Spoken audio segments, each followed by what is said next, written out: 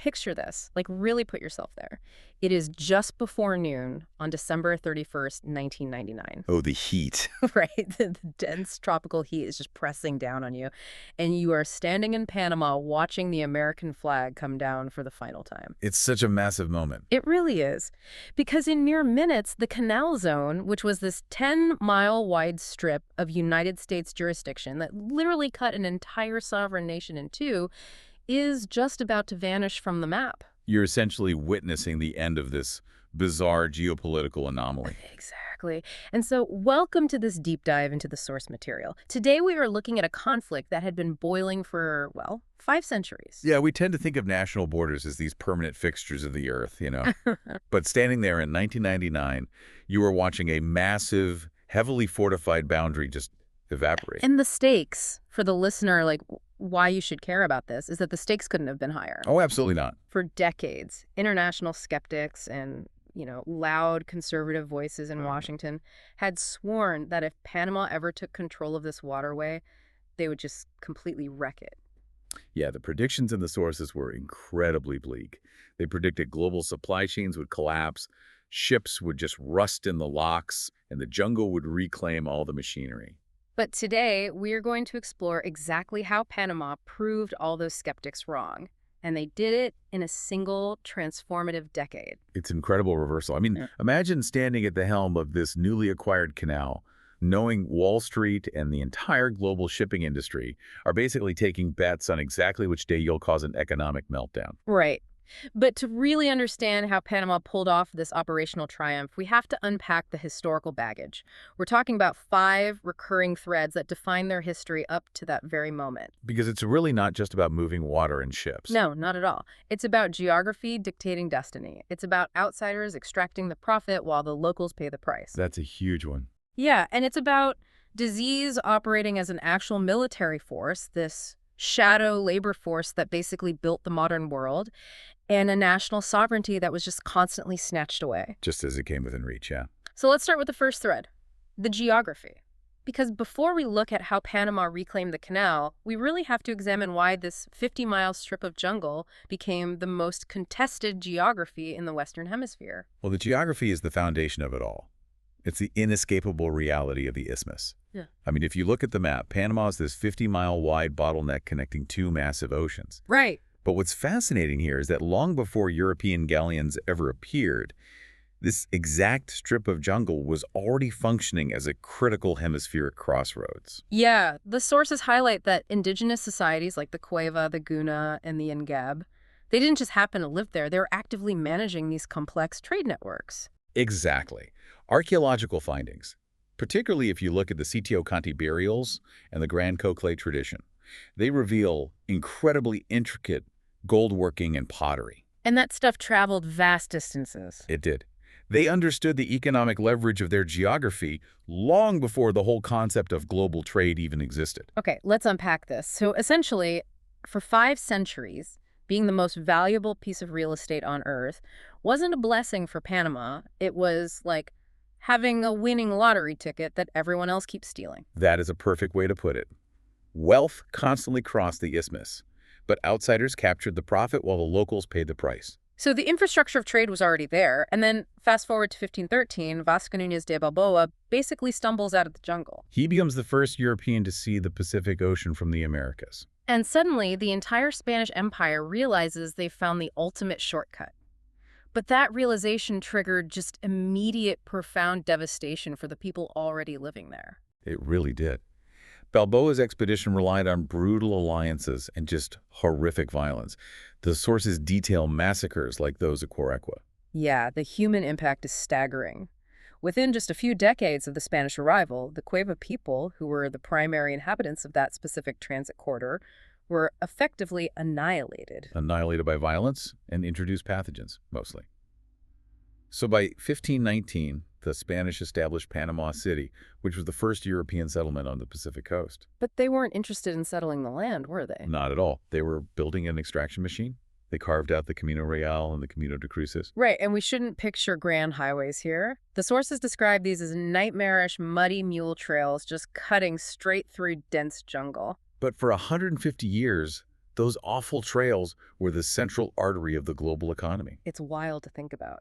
All the silver stripped out of the Inca Empire in Peru was loaded onto ships, sailed up to Panama City, packed onto mules, and dragged across 50 miles of jungle. Dragged all the way to the Caribbean port of Portobello. And the logistics of that are just staggering. Because Portobello was basically a sleepy, malarial jungle outpost for most of the year, Yeah, right? exactly. But for a few weeks, during the famous ferias, the Spanish treasure fleet would arrive. And the town would just transform. Completely. Yeah. It became the most concentrated wealth hub on the planet. Millions of pesos of Incan silver changing hands in these makeshift tents. Which obviously, when you have that much wealth bottlenecked in one single place, you attract predators. I mean, it's the ultimate honeypot. Precisely the dynamic that emerged. The geography made it efficient for Spain to move silver, but that exact same geography made it incredibly vulnerable. Enter the pirates. Right. In the 1570s, Sir Francis Drake began raiding those Spanish mule trains. But what's interesting is he didn't do it alone. Yeah, the sources point out he formed this highly effective alliance with the Cimarrones. Yes, the Cimarrones were organized, armed communities of enslaved Africans who had actually escaped the Spanish. They had established their own autonomous settlements in regions like the Bayano. And they knew the terrain perfectly. They had a shared enemy in the Spanish, so they helped Drake cripple the silver routes. That whole dynamic culminates in 1671 with pirate Henry Morgan. He didn't just raid the trails. No, he marched right across the isthmus and completely sacked Panama Viejo, burned the whole city to the ground. The Spanish were forced to relocate the entire capital to a more defensible peninsula, which is now Casco Viejo. But it wasn't just pirates and the Spanish fighting over the dirt. The ambition to control this strip of land actually warped the minds of entire nations. Oh, you're talking about the Scottish Darien scheme. Exactly. The Darien scheme in the late 1690s is a perfect example of how the isthmus just broke those who failed to respect its reality. Yeah, the Kingdom of Scotland was looking to establish itself as a global trading power, so they decided to plant a colony in the Darien region of Panama. They wanted to control an overland route to the Pacific. And the economic mechanism behind this is just astonishing. It really is. The Scottish public and the elite enthusiastically invested roughly 20% of the nation's entire liquid capital into this single venture. 20%. 20% of a nation's wealth bet on a swamp they had never even seen. I imagine the Scottish investors picturing this breezy tropical paradise, They probably did. not realizing they were sending colonists into one of the most unforgiving, disease-ridden jungles on Earth. And the failure was absolute. They lacked adequate supplies, they antagonized the Spanish, and they were entirely unprepared for the sheer lethality of the environment. Because disease, primarily malaria and yellow fever, basically operated as an invisible, insurmountable enemy. Around 2,000 colonists died, Yep. and the financial ruin was so profound that it effectively bankrupted the Scottish elite. Wow. It created the economic desperation that literally forced Scotland to accept the 1707 Act of Union with England. So the geography of Panama literally altered the map of Great Britain. That is wild. It's an incredible ripple effect. So let's track how that economic tension evolves. Because by the mid-19th century, the Spanish Empire is gone. Panama is now part of Colombia. But that core dynamic, outsiders exploiting the geography, roars right back to life. Because in 1848, gold is discovered in California. And suddenly, the logistics of human migration are just turned upside down. Completely. Think about it. If you were sitting on the east coast of the United States in 1849 and you wanted to get to San Francisco, traveling overland across the North American continent took months. And it was incredibly dangerous. Right. So the fastest, safest route was actually to board a steamship to Panama, cross the 50-mile isthmus by canoe and mule, and catch another ship up the Pacific coast. This massive influx of prospectors creates the economic incentive to build the Panama Railroad. Between 1850 and 1855. Yeah, American industrialists built the very first transcontinental railroad in the Americas. Not in the U.S., but in Panama. But again, look at who actually pays the price for this infrastructure. You have this massive shadow labor force. Let's dig into that, because we're moving from the empires to the people who actually bled for this transit route. The labor dynamics of the railroad set a grim precedent for the canal eras that would follow. The work was incredibly labor-intensive. Just hacking through swamps and mountains. And the workforce was imported. It was heavily Chinese, West Indian, and Irish laborers. And the mortality rates from cholera, malaria, yellow fever, and sheer exhaustion were just staggering. While the exact totals are heavily debated, largely because records were notoriously poor for non-white laborers, the death toll was undeniably in the thousands. There is a detail from the sources for this era that really illustrates the absolute commodification of human life here. Oh, the cadaver trade. Yes, the railroad company actually developed a booming side business out of the tragedy. They pickled the cadavers of dead workers in barrels, So morbid. and they sold them to medical schools in the United States, which were desperate for anatomy subjects. It is a dark, mechanistic reality of how the infrastructure was financed. They literally monetized the massive death toll to offset the astronomical construction costs. Wow. And the completion of that railroad also established the legal framework that would really haunt Panama for a century. Right, because in 1846, before the railroad was even finished, the United States signed the Mallarino-Bidlack Treaty with New Granada. Which is modern-day Colombia. Exactly. This treaty gave the U.S. the right of transit across the isthmus. So they essentially secured a legal loophole to intervene with the military whenever they felt their trade routes were threatened. Correct. The U.S. interpreted right of transit as a right to deploy force to keep the railroad running. Which led to interventions like the aftermath of the watermelon riot of 1856. Yes, where a dispute over a slice of fruit between an American traveler and a local vendor escalated into a violent clash. And resulted in U.S. Marines landing to restore order. So again, the geography was just magnetically pulling foreign militaries onto the soil. But moving trains across the isthmus wasn't enough for the world. The ultimate prize was a water route. Right, so the French decide they're going to conquer the geography once and for all in the 1880s. Led by Ferdinand de Lesseps. The architect of the Suez Canal. He arrives in Panama with massive fanfare and declares he's going to build a sea-level canal. And de Lesseps' failure was fundamentally a failure to understand the difference in environmental mechanics. I mean, he suffered from profound hubris. Because he had successfully built the Suez Canal, right. But that was through a flat, sandy desert environment with minimal elevation changes. Exactly. He arrogantly assumed he could apply that exact same sea-level excavation logic to Panama. But Panama is not a desert. No, it is a mountainous spine covered in dense jungle, and it's bisected by the incredibly volatile Chagres River. A river which can rise dozens of feet in a matter of hours during a tropical downpour. Trying to dig a trench straight through it without locks was an engineering impossibility at the time. And more devastatingly, the French didn't understand the mechanism of the diseases that were slaughtering their workers. Because the medical science of the 1880s was still largely dominated by miasma theory. That's the belief that diseases were caused by bad air emanating from rotting vegetation in swamps, right? Exactly. They didn't accept the emerging germ vector theory, so they had no idea that the mosquitoes breeding in the jungle were the actual problem. The sources mention they even placed water pots under hospital bed legs to deter ants. And those pots became prime breeding grounds for the mosquitoes transmitting yellow fever and malaria right inside the hospitals. I try to wrap my head around what it was actually like on the ground during the French era. Because you have the executives throwing lavish parties. Importing snow to cool their champagne. Burning snow. Yeah. While just a few miles away, workers are dying so fast they can barely dig the graves. And who were those workers? Again, we see the shadow labor force. The people dying in the mud were not primarily French engineers. The vast majority of the estimated 22,000 to 25,000 people who perished during the French Canal effort were black laborers imported from the West Indies. Particularly Jamaica, the sources note, they bore the overwhelming brunt of the environmental lethality. And so the French effort finally collapses in 1889, completely bankrupting 800,000 regular French citizens who had invested their life savings. It triggers the massive Panama Affair corruption scandal in Paris.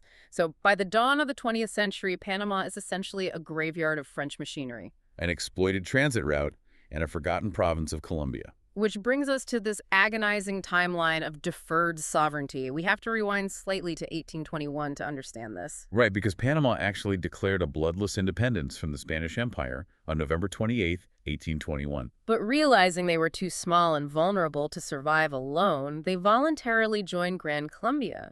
Simón Bolívar's massive South American republic. Bolívar saw the strategic value immediately. He even held a massive Congress in Panama in 1826. Trying to establish it as the capital of the hemisphere. But then Gran Colombia falls apart. And Panama finds itself stuck as an isolated, neglected department of Colombia for 80 years. They try to secede multiple times. And that desire for independence is exactly what the United States leverages in 1903. The mechanics of that 1903 separation are intensely debated. The U.S., under President Theodore Roosevelt, was determined to build the canal. They initially attempted to negotiate the Hay-Huron Treaty directly with Colombia to secure the land. But the Colombian Senate rejected it, demanding better financial terms. So in response, Washington shifted tactics. They signaled explicit support for a Panamanian independence faction. It's the ultimate geopolitical hardball. On November 3rd, 1903, Panama declares independence. And miraculously, the USS Nashville just happens to be parked right offshore. Heavily implying that if Colombian troops tried to intervene, they'd have to go through the U.S. Navy. The historical argument in the sources is whether this was a genuine Panamanian revolution that the U.S. opportunistically supported, or an astroturfed coup entirely engineered by Roosevelt. But regardless of the origin, the immediate aftermath was a traumatic betrayal of Panamanian sovereignty, because the newly formed Panamanian government dispatched a delegation to Washington to negotiate the canal rights. But they didn't get there in time. You know, they literally missed it. The Hay-Buno-Varilla Treaty was negotiated and signed before the Panamanian delegation even stepped off their train in Washington. And the man who signed away the rights to the Panama Canal Zone in perpetuity was Philippe Buno-Varilla. He was not Panamanian. He was a French engineer who had been heavily involved in the failed French Canal Company. He stood to personally lose a fortune if the U.S. didn't buy the French assets. Imagine the visceral shock of that for Panama. You finally achieve independence after 80 years of trying. And literally days later, a French businessman in a Washington hotel room signs away a 10-mile wide strip of your country. The most valuable geography you possess. Gone to the United States forever. Teddy Roosevelt later famously boasted, "I took the isthmus." It created an immediate, profound wound in the national psyche. The Canal Zone wasn't just an American workplace. It was structured as a sovereign American territory. It was a U.S. government company town bisecting a sovereign nation. It had its own police force, its own courts, its own postal service, its own laws. If a Panamanian wanted to travel from the northern half of their own country to the southern half, they had to cross a foreign border. Now, when the Americans take over the construction in 1904, they succeed where the French failed. And they do it not just with better steam shovels, but by fundamentally changing the environmental mechanics. The critical shift was the adoption of germ vector theory. Dr. William Gorgas understood that to build the canal, he first had to eradicate the mosquitoes. And Gorgas didn't just casually spray some chemicals. He launched an unprecedented, militarized public health campaign. The logistics are wild. They literally mapped out every single puddle, cistern, and swamp in the transit corridor. They deployed thousands of workers in fumigation brigades. They pumped thousands of gallons of crude oil into the swamps to suffocate mosquito larvae. They fumigated every house in Panama City. They installed screens on every window. It was an environmental engineering triumph that made the physical engineering possible. Once yellow fever was eradicated and malaria heavily suppressed, they could bring in the massive labor force required to excavate the Culebra Cut. But we really have to look closely at the mechanics of that labor force, because the U.S. imported the strict racial segregation of the Jim Crow South directly into the tropical jungle. Yeah, the sources detail how they implemented the infamous gold roll and silver roll system. Let's explain that, because it's crucial. The gold and silver roll is a fascinating and brutal economic mechanism. On the surface, it sounded like a simple payroll distinction. But in reality, it was a comprehensive system of apartheid designed to suppress labor costs. Exactly. The gold roll consisted almost entirely of white American citizens. They were paid in U.S. gold-backed currency, which was stable and highly valuable. They received paid vacation, superior housing, and free medical care. And then you have the silver roll. The silver roll consisted of non-white workers, predominantly the tens of thousands of black laborers recruited from the West Indies, places like Barbados and Jamaica.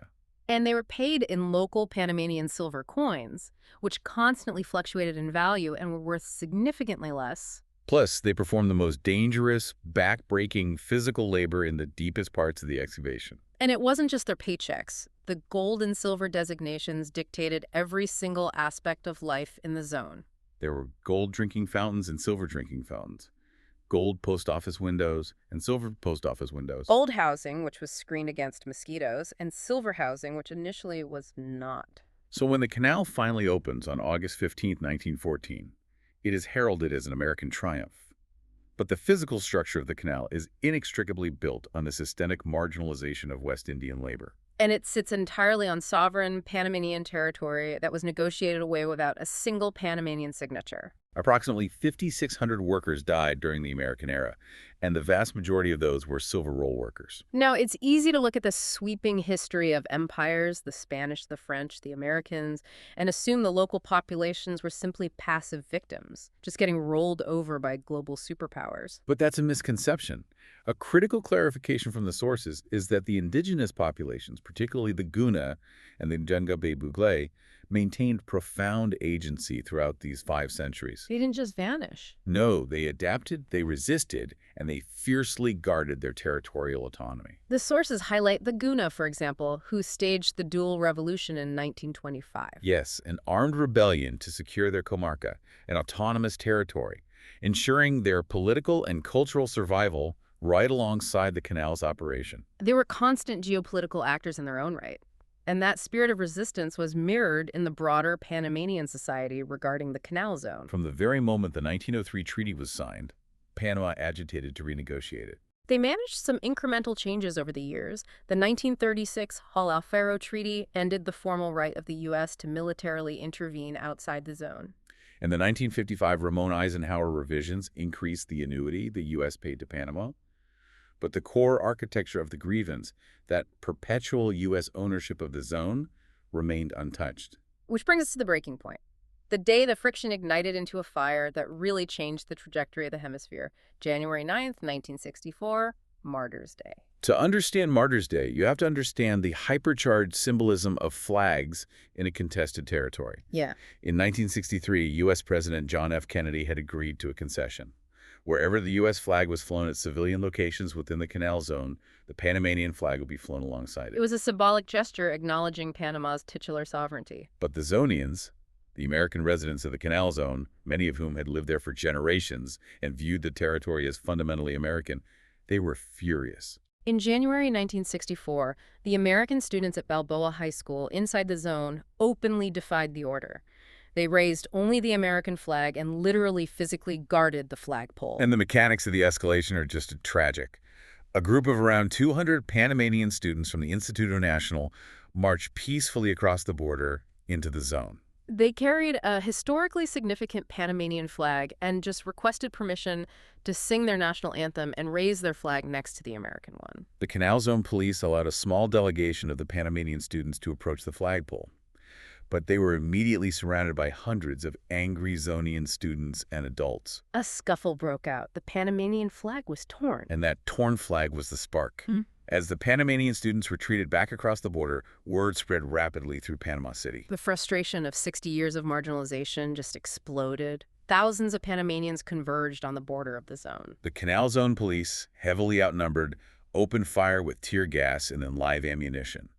The U.S. military was quickly deployed. The violence raged for 3 days. The exact sequence of events and who fired specific shots remain fiercely contested in the historical record, but the casualty figures are grim. At least 21 Panamanians and 4 U.S. soldiers were killed. Hundreds more were wounded. And the geopolitical shockwave was immediate. In an unprecedented move, Panama completely broke off diplomatic relations with the United States. No Latin American country had ever done that over a territorial dispute. They took the issue to the Organization of American States and the United Nations. The status quo was suddenly dead. The United States realized they couldn't just indefinitely occupy a territory surrounded by a hostile population willing to die for their flag. Martyrs' Day directly forced U.S. President Lyndon B. Johnson to agree to negotiate a fundamentally new treaty. That arduous negotiation process culminated in 1977 with the Torrijos-Carter treaties, signed by the Panamanian populist military leader General Omar Torrijos and U.S. President Jimmy Carter. And those treaties established a concrete mechanism for the gradual dismantling of the Canal Zone. They set a hard, non-negotiable deadline. At noon on December 31st, 1999, the United States would hand over full operational control of the canal to Panama. It was a massive diplomatic victory. But the road from 1977 to 1999 was not a smooth glide into the sunset. Far from it. In fact, Panama had to walk through absolute hell to get to that handover.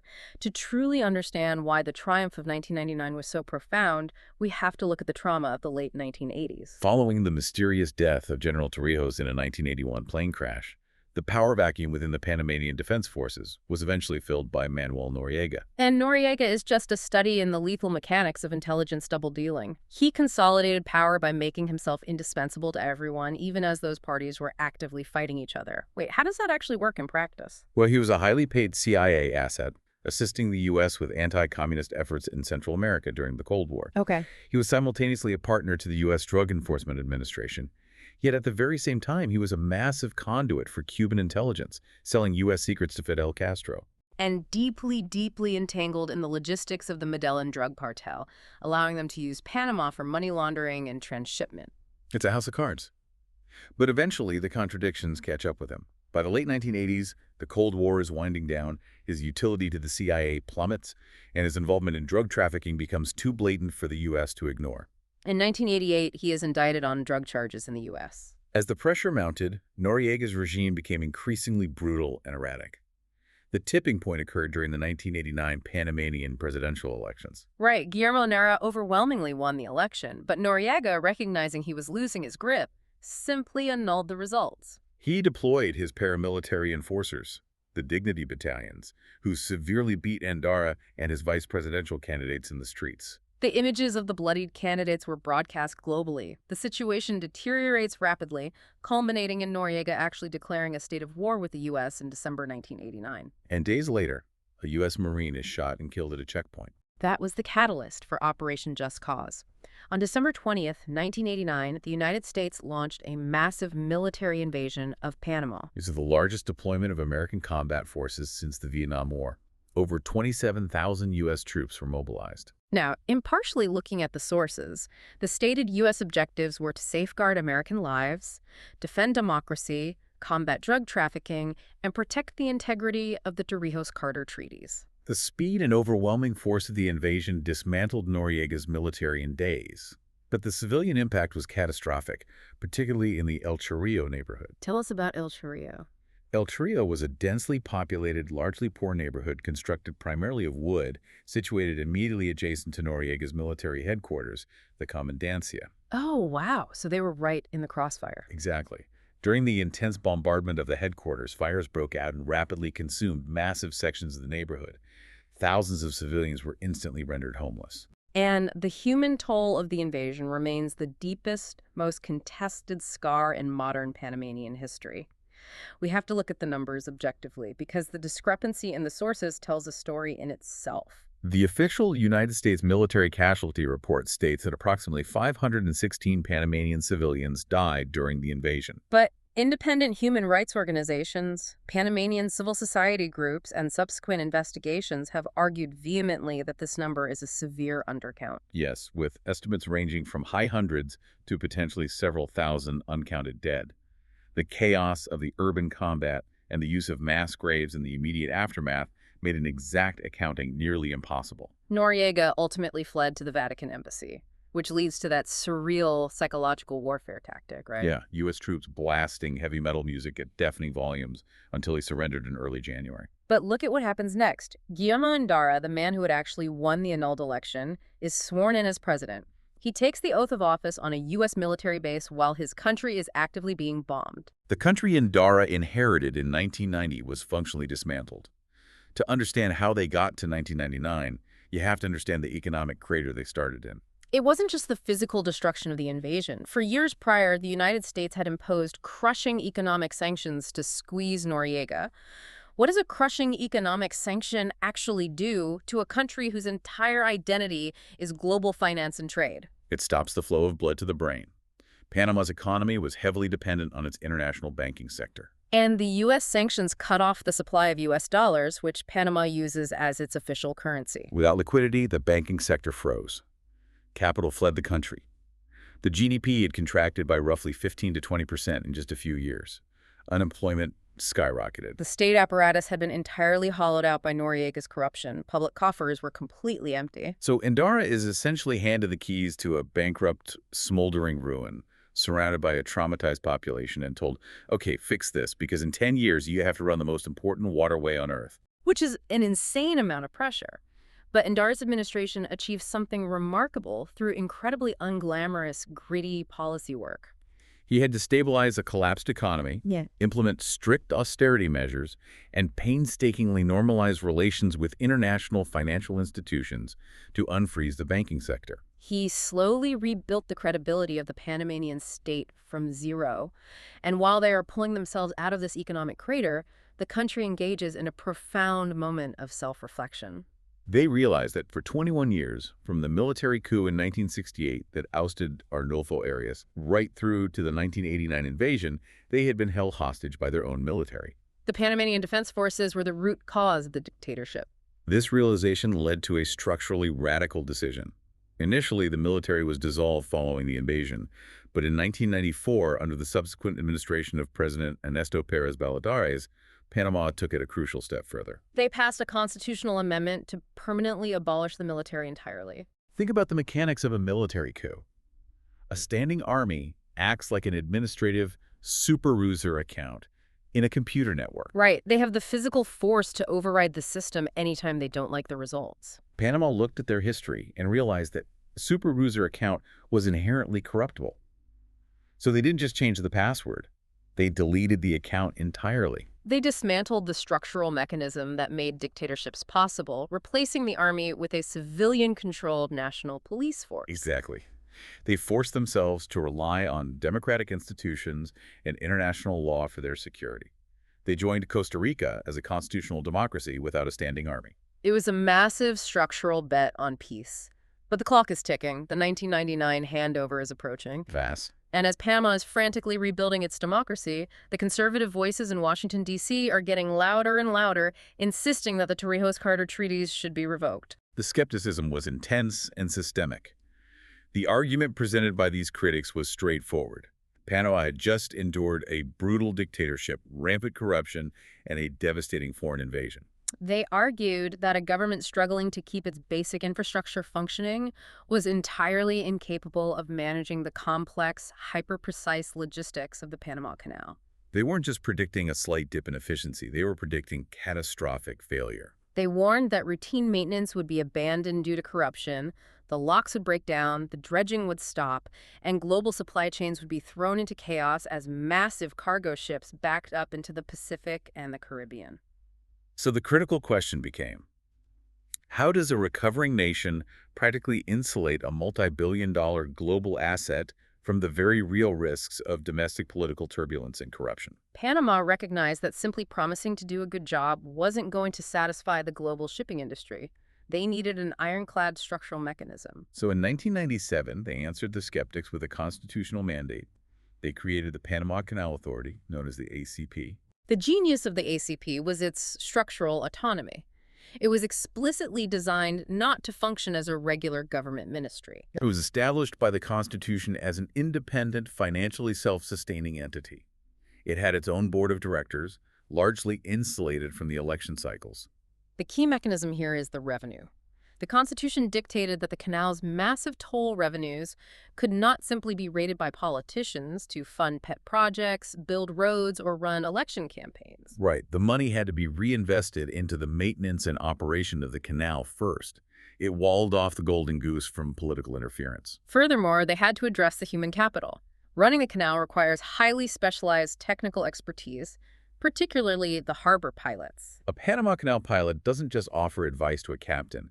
They legally take absolute physical control of the vessel. They have to maneuver a ship the size of a skyscraper through a concrete lock chamber with literal inches of clearance on either side, battling unpredictable currents and winds. You can't just hire someone off the street to do that. The training takes years. So, throughout the 1990s, there was a relentless phase transition program. They systematically trained Panamanian engineers, administrators, and pilots to gradually replace the American workforce. They didn't wait until 1999 to hand over the controls. They engineered it so that by the time the deadline arrived, more than 90% of the entire canal workforce was already Panamanian. The operational capacity was fully in place. They were merely waiting for the legal authority. Which brings us to the emotional summit, the final days of 1999. There's a common misconception that everything happened at midnight on New Year's Eve. But the handover was actually orchestrated in two highly distinct, highly symbolic phases. Yes. The first phase was the grand ceremonial transfer on December 14th, 1999 at the Miraflores Locks. They held it 2 weeks prior to the actual treaty deadline, primarily to avoid the massive logistical nightmare of VIP travel during the Y2K Millennium celebrations. This was the global photo opportunity. But the optics of who attended and who didn't were heavily loaded. Jimmy Carter flew down to represent the United States. He stood there to close the historical arc that he had risked his political career to open when he signed the treaties in 1977. However, the sitting U.S. President, Bill Clinton, opted not to attend. The official U.S. delegation was remarkably low profile. For many Panamanians, Clinton's absence was interpreted as a final diplomatic slight, a quiet acknowledgement of the lingering domestic unpopularity of the handover within the United States. But the Panamanian representation at that ceremony delivered a moment of profound poetic irony. Oh, absolutely. The person who officially accepted the canal on behalf of the Republic of Panama was President Mireya Moscoso. She was the first female president in Panamanian history. But crucially, she was the widow of Arnulfo Arias. Consider the historical resonance of that. Arnulfo Arias was the democratically elected president who was violently overthrown by the military coup in 1968. That specific coup initiated the 21 years of military dictatorship under Torrijos and Noriega. And now, at the end of that dark era, after the dictatorship, after the invasion, after the rebuilding, it is his widow who accepts the ultimate prize of Panamanian sovereignty. It perfectly encapsulates the gritty endurance of their democratic project. That was the ceremony on the 14th. But the actual legally binding transfer of power, the moment the treaty stipulated, arrived quietly, exactly at noon on December 31st, 1999. At 11:59 a.m., the United States controlled the canal. At 12:00 p.m., the Panama Canal Authority officially assumed absolute command. The American flag was lowered, and the Panamanian flag was raised. 96 years after a French businessman signed away their territory in a Washington hotel room, the Canal Zone vanished. Panama was no longer severed in two. There is a detail from the source material that perfectly illustrates how deeply personal this history is for the people who lived it. The man who led the newly autonomous Panama Canal Authority through this transition was Alberto Alemán Zubieta. He served as the first administrator, the CEO, of the ACP. And the sources note a fascinating connection here. Alemán Zubieta was a classmate of the document's compiler. They both attended Colegio de la Salle in Panama City. Exactly. And Colegio de la Salle was the very school that the compiler was forced to leave in 1964 because of the violent Martyrs' Day riots over the canal flags. So you have this incredible narrative arc. The young schoolboy, whose life was upended by the bloody fight for sovereignty, grows up alongside the man, Alemán Zubieta, who would ultimately take command of the canal and prove the entire world wrong. It demonstrates how concentrated and intimate the Panamanian experience of this history truly is. So on January 1st, 2000, the first full day of Panamanian control, did the skeptics' predictions materialize? Did the ships back up and the locks crumble? The exact opposite occurred. Under the structural protections of the ACP and leadership of Alemán Zubieta, the canal operated flawlessly. It didn't just maintain the American standards of safety and efficiency. In many key operational metrics, it improved upon them. The transit times dropped. The accident rates remained incredibly low. They ran it strictly as a business, walled off from corruption, and it was massively profitable. The canal transformed into the economic engine of a booming, modern Panamanian economy.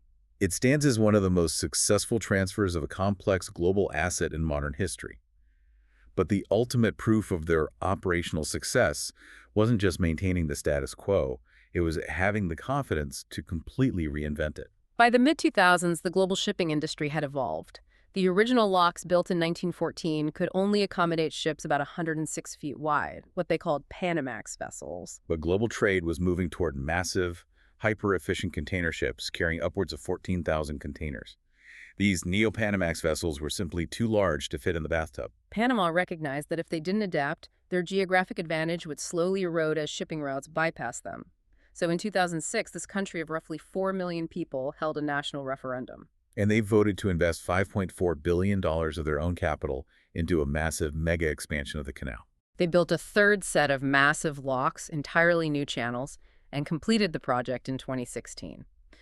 They didn't just inherit an old machine, they rebuilt it for the 21st century. Securing their position to handle roughly 6% of all global maritime commerce. It is an astonishing testament to resilience. They survived the Spanish galleons, the pirate raids, the French collapse, the American segregation, the military dictatorships, and a devastating invasion, ultimately emerging to master the very geography that had cursed them for centuries. They solved the central geopolitical conflict of their first 500 years. They finally owned the dirt beneath their feet. But history never really stops moving. By securing their geography, Panama has encountered an entirely new, deeply complex variable. The mechanics of the canal require an astonishing amount of natural resources. The locks do not use seawater. They use fresh water, gravity-fed from Gatun Lake. Every single time a ship transits the canal, roughly 50 million gallons of fresh water are flushed out into the ocean. And Gatun Lake relies entirely on massive amounts of tropical rainfall to replenish itself. But in recent years, the environmental mechanics have begun to falter. Unprecedented, devastating droughts, driven by shifting climate patterns, have drastically lowered the water levels in Gatun Lake. Without sufficient water pressure, the canal simply cannot operate at full capacity. The ACP has been forced to implement strict draft restrictions, forcing ships to carry lighter loads and drastically reducing the number of daily transits. Which leaves us with a profound question to consider. For 5 centuries, Panama fought human empires, the Spanish, the French, the Americans, to win control of the crossroads of the world. And they won. They did. But now that they have finally secured their sovereignty and pulled down the foreign flags, will the changing global climate become the new invisible empire that threatens their command of the isthmus?